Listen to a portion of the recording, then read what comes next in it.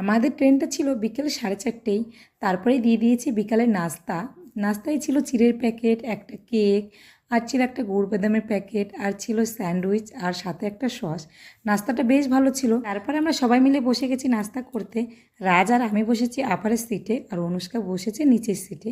কারণ আপারের সিটে 3জনে মিলে বসতে একটু অসুবিধা হয়, তাই ও বললো আমি আর উপরে যাব না, আমি নিচেই নাস্তাটা করে নিচ্ছি। নাস্তা কমপ্লিট হয়ে যাওয়ার পরে দিয়ে গেছিলো চা, দুধ চা।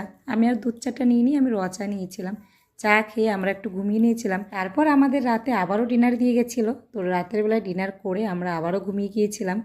তো এটা ছিল পরের দিন সকালবেলায় ঘুম থেকে উঠে পড়েছি। আর এদিকে রাজও উঠে গেছে, জানলা দিয়ে প্রাকৃতিক দৃশ্যটা দেখছে। প্রাকৃতিক দৃশ্য দেখতে দেখতে আমাদেরকে দিয়ে গেল চা।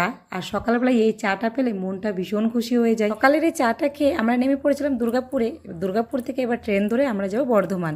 তাই এখানে রাজ অনুষ্কা বসে আছে, ট্রেনের অপেক্ষা করছে কখন ট্রেন আসবে আর আমরা বর্ধমান যাব। তো ফাইনালি ট্রেন চলে এসেছিলো আর আমরা পৌঁছেও গেছি। ছেলে মেয়ে ভীষণ খুশি। তো চলো ভিডিওটা আমি এখানে শেষ করছি, তোমাদের সঙ্গে আবার দেখা হবে বাড়িতে গিয়ে। ততক্ষণে সবাইকে টাটা।